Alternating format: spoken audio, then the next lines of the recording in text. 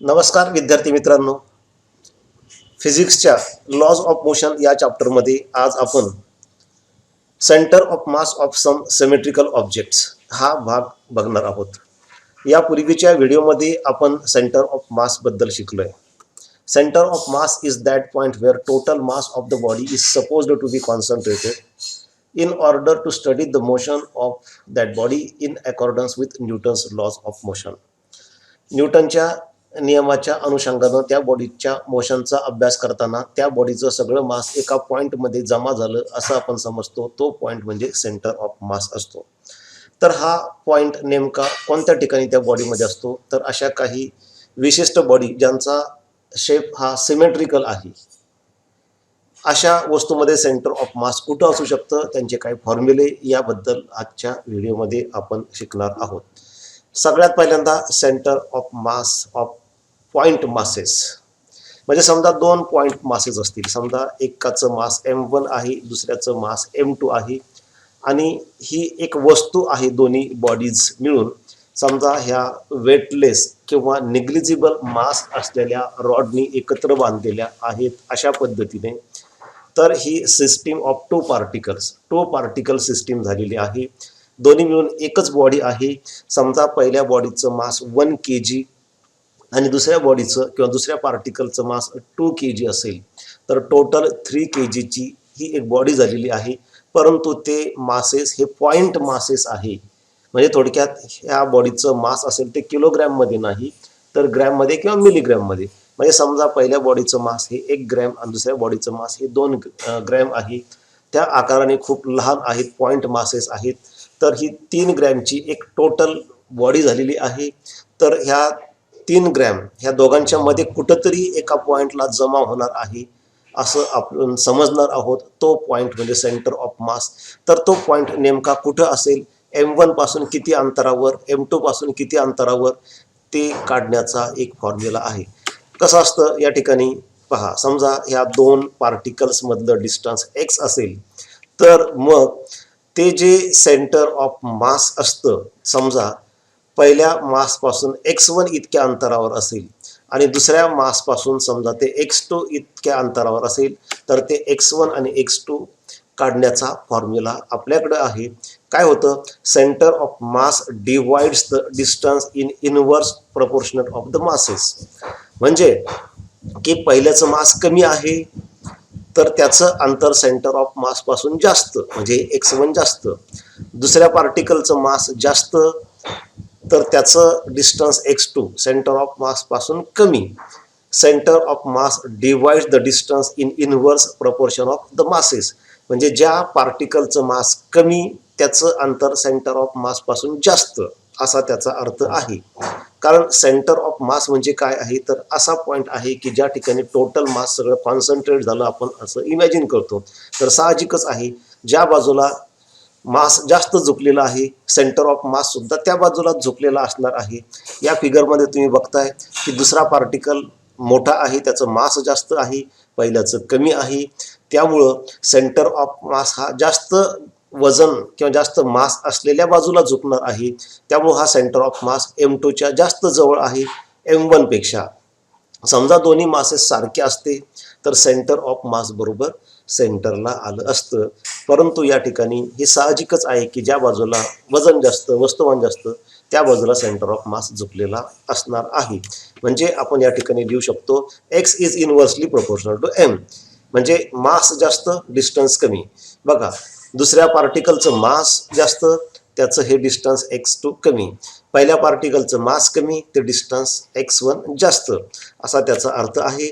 जेव्हा लक्षात घ्या a is directly proportional to b असतं, तेव्हा a1/a2 इक्वल टू b1/b2. पण या ठिकाणी कसं आहे, इनवर्सली प्रोपोर्शनल. त्यामुळे या ठिकाणी कसं होणार, x1/x2 इक्वल टू m2/m1. म्हणजे इथं x1/x2 तर हे 1 म्हणजे पहिल्या बॉडीचं डिस्टन्स वर आहे. तर या ठिकाणी राईटला पहिल्या बॉडीचं मास हे खाली डिनॉमिनेटरमध्ये गेलं आणि दुसऱ्या बॉडीचं डिस्टन्स x2 हे लेफ्ट साईडला डिनॉमिनेटरमध्ये आलं आणि M2 दुसऱ्या बॉडीचं मास हे राईट साईडला न्यूमरेटरमध्ये आलं. जर डायरेक्टली प्रोपोर्शनल असतं तर x1 upon x2 equal to m1 upon m2 झालं असतं, परंतु इन्व्हर्सली प्रोपोर्शनल असल्यामुळे ते उलट झालेलं आहे. आणि जर क्रॉस मल्टिप्लिकेशन केलं तर m1 into x1 is equal to m2 into x2 हा फॉर्म्युला आपण यूज करू शकतो x1 किंवा x2 काढण्यासाठी, म्हणजे सेंटर ऑफ मासची पोझिशन काढण्यासाठी टू पार्टिकल सिस्टीमसाठी. आता यामध्ये टोटल x माहीत असेल, m1 m2 माहीत असेल, तर x1 x2 काढता येतं. यामध्ये एक लक्षात घ्या, x1 plus x2 is equal to x हा सुद्धा फॉर्म्युला आपण या ठिकाणी याच्या जोडीला घ्यायचा असतो. म्हणजेच या ठिकाणी x1 plus x2 equal to x घेतलं तर x2 इक्वल टू काय होईल, तर x मायनस x1 म्हणजे x2च्या ठिकाणी x मायनस x1 ठेवलं. आता यामध्ये समजा तुम्हाला दोन्ही पार्टिकलचे मासेस माहिती असतील, m1 m2, दोघांमधलं डिस्टन्स x माहीत असेल तर x1 काढता येतं, आणि x1 काढता आलं की x2 सुद्धा काढता येतं. प्रॉब्लेम सॉल्व्ह करण्यासाठी हा फॉर्म्युला आपल्याला उपयोगी पडतो. तर हा फॉर्म्युला झाला centre of mass of two particle system. जर दोन पार्टिकलची मिळून एक वस्तू तयार झालेली असेल तर त्याचं सेंटर ऑफ मास काढण्यासाठी. Centre of mass of any geometrically symmetric object of uniform density is at geometrical centre of the object.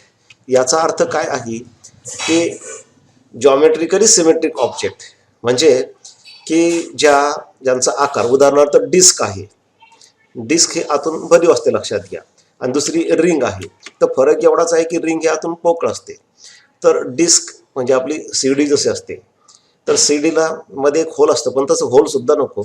तर ही डिस्क असेल तर ही सिमेट्रिक आहे, कारण याचा उभे दोन भाग केले तर डावीकडचा आणि उजवीकडचा दोन्ही भाग आपल्याला समान मिळतात, म्हणजे सिमेट्रिक आहे. आडवे जरी केले तरी दोन्ही भाग समान मिळतात, किंवा असं तिरपं जरी कट मारलं इकडं किंवा इकडं अशा पद्धतीने तरी दोन्ही भाग सारखे मिळतात, म्हणून हे जॉमेट्रिकली सिमेट्रिक झालं. तर अशा वस्तूमध्ये, आणि याचं युनिफॉर्म डेन्सिटी पाहिजे, म्हणजे निम्मा भाग समजा ॲल्युमिनियमचा असेल तर उरलेला पण ॲल्युमिनियमचा, म्हणजे एक समान डेन्सिटी पाहिजे. एका बाजूला जड आणि एका बाजूला हलकी असं नको. काही भागामध्ये जड, काही भागामध्ये हलकी, काही ठिकाणी जाड ती प्लेट आहे, काही ठिकाणी ती हलकी आहे, तसं नको. कॉईन हे डिस्कचं एक उदाहरण झालं. ते कसं युनिफॉर्म डेन्सिटी असतं. अशा पदार्थामध्ये जो सेंटर ऑफ मास असतो तो बरोबर त्या ऑब्जेक्टच्या जॉमेट्रिकल सेंटरला असतो. रिंगमध्ये सुद्धा तसंच आहे. रिंग जर असेल तर आता मध्ये हवा आहे, परंतु ते हवेमध्ये सेंटर ऑफ मास येतं, कारण ते त्याचं जॉमेट्रिकल सेंटर आहे. ही रिंग सुद्धा जॉमेट्रिकली सिमेट्रिक आहे, कारण कसे दोन त्याचे भाग केले तर दोन्ही भाग आपल्याला सारखे मिळतात.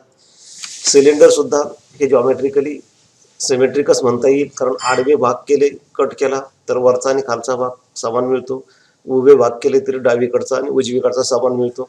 त्याचं सुद्धा सेंटर ऑफ मास हे जॉमेट्रिकल सेंटरला येतं, म्हणजे बरोबर जो मध्य असेल तसा. रॉड हा सुद्धा जॉमेट्रिकली सिमेट्रिक आहे, कारण उभे दोन तुकडे केले तरी डावीकडचा उजवीकडचा भाग सारखा मिळणार आहे, आडवे केले तरी वरचा आणि खालचा भाग सारखा मिळणार आहे. तर अशा वस्तूंमध्ये, किंवा क्यूब असेल समजा अशा पद्धतीने, तर याच्यामध्ये लांबी, रुंदी, उंची सगळी सारखी असते.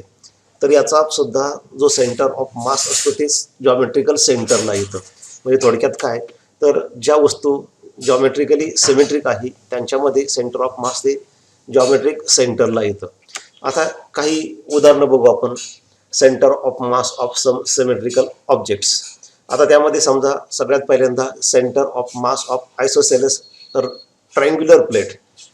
म्हणजे आयसोसेलेस म्हणजे काय, त्याला आपण मराठीमध्ये समद्विभुज, म्हणजे ज्याच्या दोन भुजा म्हणजे दोन बाजू सारख्या आहेत. म्हणजे या फिगरमध्ये बघा, लेफ्ट आणि ही राईटची दोन्ही साईड सेम आहेत, इक्वल आहेत, त्याला म्हणतात आयसोसेलेस ट्रायंग्युलर प्लेट किंवा आयसोसेलेस ट्रायंगल. तर अशी त्रिकोणी आकारची एक प्लेट आहे ज्याच्यामध्ये दोन बाजू सारख्या आहेत. ही तिसरी कदाचित मोठी लहान मोठी असू शकते, या तिन्ही बाजू सारख्या असतील असं म्हणता येणार नाही. तर अशा प्लेटमध्ये सेंटर ऑफ मास कुठं असेल, तर समजा त्याची एक जी साईड आहे ती बॉटमची साईड, त्याला समजा आपण एक्स ॲक्सिस मानलं, आणि दुसरा जो ॲक्सिस आहे वाय, तो एक्स ॲक्सिसला परपेंडिक्युलर आहे आणि ह्या वरच्या व्हर्टेक्समधून तो जातो असं आपण मानलं. आणि या ठिकाणी ओरिजिन आहे, ज्या ठिकाणी दोन्ही ॲक्सेस एकमेकांना इंटरसेक्ट करतात त्या ठिकाणी. तर सेंटर ऑफ मास कुठं असेल, तर तो सेंटर ऑफ मास, आणि समजा याची हाईट म्हणजे ह्या सेंटरपासून ह्या वायपर्यंत ही हाईट समजा त्या ट्रायंगलची एच असेल, तर मग सेंटर ऑफ मास जो या ठिकाणी असतो त्याचे कोऑर्डिनेट्स असतात 0h/3. म्हणजे एक्स ॲक्सिसवर त्याची व्हॅल्यू 0 येणार आहे, कारण इथून एक्स ॲक्सिसवर परपेंडिक्युलर टाकल्यावर तो ओरिजिनला येणार आहे. आणि वाय ॲक्सिस, हा वाय ॲक्सिस आहे, तर हे वाय ॲक्सिस म्हणजे हे जे अंतर असणार आहे ओरिजिनपासून ते h/3 इतकं असणार आहे. म्हणजे समजा ह्या ट्रायंगलची हाईट जर 3 सेंटीमीटर असेल तर 3/3 म्हणजे इथं तो इथून बॉटमपासून बरोबर 1 सेंटीमीटर इतक्या उंचीवरती ह्या ट्रायंग्युलर प्लेटचं सेंटर ऑफ मास असेल, असा त्याचा अर्थ आहे. अजून काही वस्तू आपण त्यांचं सेंटर ऑफ मास कुठं असेल ते आपण बघूया. आता दुसरी बॉडी आहे centre of mass of right angle triangular plate. म्हणजे त्रिकोणी प्लेट आहे, परंतु राईट अँगल म्हणजे त्याच्यामध्ये ती जी प्लेट आहे त्याच्यामध्ये एक अँगल हा राईट अँगल म्हणजे 90 डिग्री आहे. बाकीचे दोन मग एक 30 असेल तर दुसरा 60 असेल, किंवा दोन्ही 45 असू शकतात, ते काही पण असू शकतात. पण त्यातला एक अँगल 90 डिग्री असेल, अशा आकाराची प्लेट असेल तर त्याला म्हणतात राईट अँगल ट्रायंग्युलर प्लेट. तर याच्यामध्ये सेंटर ऑफ मास इथं बॉडीमध्ये नेमका कोणत्या ठिकाणी असेल, तो पॉईंट कसा फाइंड आउट करायचा. Once again imagine 2 axes. X axis, one side of this triangle is suppose x axis and second side of this triangle is y axis, and this vertex where angle is 90 degree, that is origin of coordinate axis. Then center of mass, if suppose this side has a length p and second side q, these two sides which makes angle of 90 degree at this vertex, these two sides are such that length of one side is p, that is base, and second side is q, that is height. Then position of center of mass, the coordinates of center of mass are given by p/3 q/3. If this base is 3 centimeter, height is also 3 centimeter, then 3/3 means 1 centimeter and q/3 means 3/3 1 centimeter. म्हणजे या ठिकाणी हा जो point असेल इथून जर तुम्ही इथं परपेंडिक्युलर टाकलं तर ते 1 सेंटीमीटर येणार, म्हणजे हे अंतर 1 सेंटीमीटर p/3 येणार. आणि इकडे जर परपेंडिक्युलर टाकलं वाय ॲक्सिसवर तर ते सुद्धा q/3 येणार. मग आता p ची व्हॅल्यू जर 1 असेल, 3 असेल तर 3/3 म्हणजे 1, आणि q ची व्हॅल्यू 3 असेल तर 3/3 म्हणजे 1. तर अशा पद्धतीने हा फॉर्म्युला वापरून आपण हा सेंटर ऑफ मास कुठं असेल ती पोझिशन लोकेट करू शकतो. हे झालं centre of mass right angle triangular प्लेटसाठी. अजून समजा दुसरी एखादी बॉडी आहे centre of mass of thin semi circular ring. म्हणजे रिंग आहे परंतु अर्धी रिंग कट केलेली आहे, आता अर्धीच रिंग शिल्लक आहे, तर मग याचं सेंटर ऑफ मास कुठं असेल. जर पूर्ण रिंग असती तर ते सेंटरला आलं असतं, परंतु या ठिकाणी अर्धीच रिंग आहे. मग अशा वेळेस सेंटर ऑफ मासची पोझिशन काढायची असेल तर पुन्हा 2 ॲक्सेस इमॅजिन करा, x axis and Y axis. Now this origin where two axes intersect each other, that is at the center of that entire ring. म्हणजे ही रिंग जर पूर्ण असती तर त्या ज्या ठिकाणी त्या रिंगचं सेंटर आलं असतं त्या ठिकाणी ह्या 2 कोऑर्डिनेट ॲक्सेस जे आहे त्यांचं ओरिजिन आहे. मग आता सेंटर ऑफ मास कुठं असेल तर तो अर्थातच वाय ॲक्सिसवर असतो, एक्स ॲक्सिसवर इकडे नसतो, म्हणजे तो वर असतो, कारण ही बॉडी पूर्णपणे अशी वर आहे. मग आता समजा ह्या रिंगची रेडियस जर आर असेल तर सेंटर ऑफ मास जो असतो त्याचे कोऑर्डिनेट असतात 0, म्हणजे एक्स ॲक्सिसवर तर 0च येणार आहे, कारण इथून परपेंडिक्युलर एक्स ॲक्सिसवर टाकल्यावर तो 0च येणार आहे. आणि हे वाय ॲक्सिसवरचा हा पॉईंट, हे अंतर किती असेल तर ते असेल 2r/π. म्हणजे रेडियस तुम्हाला माहीत असेल, पायची व्हॅल्यू तर आपल्याला माहीतच आहे 3.142. त्या व्हॅल्यूज ठेवल्या की आपल्याला ही इथं किंमत कळेल, काय असेल ती व्हॅल्यू मिळेल, आणि त्याच्यावरून या ओरिजिनपासून किती अंतरावर सेंटर ऑफ मास असतो ते आपल्याला काढता येईल. म्हणजे ह्या रिंगचं मास काही पण असू द्या, रेडियस महत्त्वाची आहे. ती रेडियस माहीत झाली, बाकी सगळं कॉन्स्टंट आहे, मग सेंटर ऑफ मास कुठं असेल ती आपल्याला काढता येतं. हे झालं centre of mass of thin semi circular रिंगसाठी. म्हणजे रिंग थिन पाहिजे, लक्षात घ्या, थिक नको. त्यानंतर centre of mass of thin semi circular disc. म्हणजे आता रिंग नाही तर डिस्क आहे, म्हणजे कॉईन जसं असतं तसं, पण तो निम्मा भाग कट केलेला आहे. हे कॉईन जर फुल असतं तर आपण पाहिलं मगाशी सुरुवातीलाच की त्याचं सेंटर ऑफ मास बरोबर सेंटरला आलं असतं. परंतु आता खालचा भाग नाहीच आहे, त्यामुळे सेंटर ऑफ मास इथं सेंटरला नाही येणार, ते वर असणार आहे थोडंसं, कारण सगळं मास वर आहे. तर मग ते ह्या मासच्या कुठंतरी सेंटरला असणार आहे. तर मग ह्या सेंटरपासून ते किती वर असेल, तर ते कसं काढायचं? Once again, two axes X and Y, the origin at the centre of entire disc, म्हणजे पूर्ण डिस्क असती तर जिथं सेंटर असतं त्या ठिकाणी हे ओरिजिन आलं कोऑर्डिनेट सिस्टीमचं, एक्स आणि वाय ॲक्सिसचं.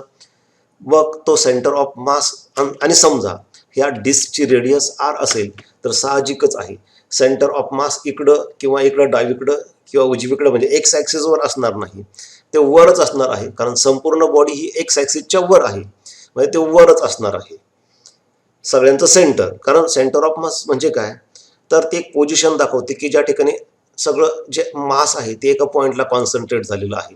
तर ते अर्थातच जिथं सेंटर असतं बॉडीचं त्या ठिकाणी कुठंतरी येणार आहे. मग ते कुठं येईल, तर त्याचे कोऑर्डिनेट्स, समजा तो पॉईंट सी इथं असेल वाय ॲक्सिसवर, तर त्याचे कोऑर्डिनेट्स असतात 0, 4r/3π.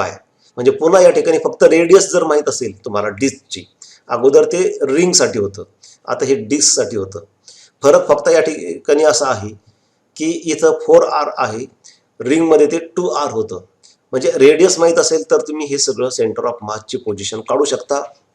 हे झालं centre of mass of thin semi circular disc. म्हणजे डिस्क पाहिजे परंतु थिन पाहिजे, खूप जाड नको. त्यानंतर centre of mass of hemispherical shell. Shell म्हणजे काय, तर आतून पोकळ असलेली वस्तू. म्हणजे समजा फुटबॉल असेल आणि त्यातला निम्मा भाग कट केला आणि तो अर्धा फुटबॉल कट केलेला तो ग्राउंडवर ठेवला उलटा अशा पद्धतीने, तर ते झालं हेमिस्पेरिकल शेल. आतून ते पोकळ आहे, आतमध्ये सगळी हवा आहे. आता हा जर पूर्ण फुटबॉल असता, पूर्ण स्पियर असता, आतून पोकळ जरी असलं तरी तरी त्याचं सेंटर ऑफ मास बरोबर जॉमेट्रिकल सेंटरला आलं असतं. परंतु आता काय झालं की निम्मा भाग खाली नाहीच, त्यामुळं सगळं मास हे वरच्या भागामध्ये आहे इकडं अशा पद्धतीने. तर सेंटर ऑफ मास सुद्धा वरच्याच भागात ह्या सेंटरच्या वरच असणार आहे कुठंतरी, इकडं डावीकडं किंवा उजवीकडे किंवा खाली असणार नाही. तर मग ते कसं काढायचं, तर परत एकदा दोन ॲक्सेस एक्स आणि वाय ॲक्सिस पाहिल्यासारखे, त्यांचं ओरिजिन, समजा हा फुटबॉल पूर्ण असता किंवा तो स्पियर हॉलो स्पियर पूर्ण असता, तर ज्या ठिकाणी सेंटर आलं असतं त्या ठिकाणी ओरिजिन आलं 0, 0. आणि मग सेंटर ऑफ मास कुठं असेल, तर तो पॉईंट समजा इथं असेल वाय ॲक्सिसवर आणि रेडियस आर असेल, तर या ठिकाणी centre of mass, coordinates of centre of mass are 0, r/2. म्हणजे रेडियस जर समजा 10 सेंटीमीटर असेल तर 10/2 म्हणजे 5 सेंटीमीटर. म्हणजे टोटल अंतर हे रेडियस बघा सेंटरपासून इथं टॉपपर्यंत 10 सेंटीमीटर असेल, तर त्याचं निम्म जे येईल त्या ठिकाणी सेंटर ऑफ मास असेल. आणि त्या ठिकाणी ते साहजिकच आहे, कारण हेमिस्पियर आहे, हे फुटबॉल आहे, तो चारी बाजूनी आहे, फक्त निम्मा खालचा भाग कट केलेला आहे. त्याच्यानंतर आणखी बघा की आपण काय बघतोय की centre of mass of some symmetrical objects. आता centre of mass of solid hemisphere. आता म्हणजे ते हेमिस्पियर म्हणजे अर्धगोल आहे, परंतु ते आता सॉलिड आहे, म्हणजे आत भरीव आहे, ते पोकळ नाही फुटबॉलसारखं. तर यामध्ये कसं आहे, आता आतमध्ये पण मास आहे, तर मग यामध्ये सेंटर ऑफ मास काढण्यासाठी त्याचा फॉर्म्युला असतो. डायरेक्ट आपण फॉर्म्युल्याकडे जाऊ. या ठिकाणी आता नेहमीप्रमाणे इथं तुम्ही इमॅजिन करा की इथं एक्स ॲक्सिस एक आहे, वाय ॲक्सिस आहे आणि या ठिकाणी ओरिजिन आहे आणि रेडियस आर आहे. तर सेंटर ऑफ मास कुठं असतो, तर त्याचा फॉर्म्युला असतो 0, 3r/8.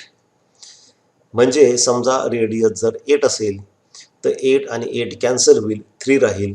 म्हणजे ह्या बॉटमपासून ते इथपर्यंतचं अंतर 8 सेंटीमीटर असेल, तर हा सेंटर ऑफ मास 3 सेंटीमीटर वर असेल. तर हे झालं centre of mass of solid हेमिस्पियर.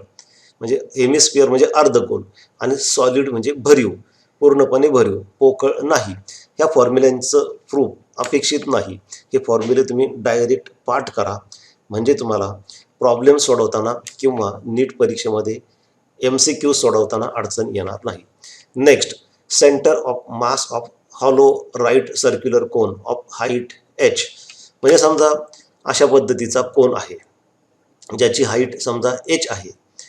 तर मग या ठिकाणी सेंटर ऑफ मास कसं काढायचं, तर या ठिकाणी पण बघा हे सेंटर जे दिसतंय तुम्हाला, ह्या सेंटरला समजा ओरिजिन आहे आणि याची हाईट h आहे. तर सेंटर ऑफ मास जो असतो y ॲक्सिसवरच असणार, कारण तो खाली असणार नाही, कारण खाली काही मास नाही, सगळं ज्या एक्स ॲक्सिसच्या वरच आहे, त्यामुळे तो वरच जाणार सेंटर ऑफ मास. तर त्याचे कोऑर्डिनेट्स असतात 0h/3. म्हणजे फक्त हाईट माहीत असेल तर त्याला 1/3 म्हणजे त्याला 3ने डिवाइड केलं की तुम्हाला सेंटर ऑफ मासची पोझिशन मिळते. त्यानंतर आणखी एक बॉडी आहे, ती आहे centre of mass of solid right circular cone of height h. आधीचं कसं होतं, राईट सर्क्युलर कोन जो होता तो हॉलो म्हणजे आईस्क्रीमचा कोन असतो, परंतु आईस्क्रीम त्यामध्ये भरलेलं नसेल, पोकळ असेल, तर ते आधीची फिगर. आता सॉलिड म्हणजे आतमध्ये काहीतरी भरलेलं आहे. तर अशा ठिकाणी पहिल्यासारखीच फिगर आहे, फक्त आता या ठिकाणी कोन हा सॉलिड आहे, हाईट त्याची h आहे आणि या ठिकाणी सेंटर ऑफ मासचे कोऑर्डिनेट जे असतात त्याचा फॉर्म्युला असतो, त्याचे कोऑर्डिनेट्स असतात 0h/4. आधी h/3 होतं, आता या ठिकाणी h/4 आहे. तर हे झालं राईट सर्क्युलर कोनसाठी. अशा पद्धतीने आपण काही सिमेट्रिकल ऑब्जेक्टचं सेंटर ऑफ मास कसं काढायचं, त्याचे कोऑर्डिनेट्स, त्याचे फॉर्म्युले पाहिलेले आहेत. धन्यवाद विद्यार्थी मित्रांनो.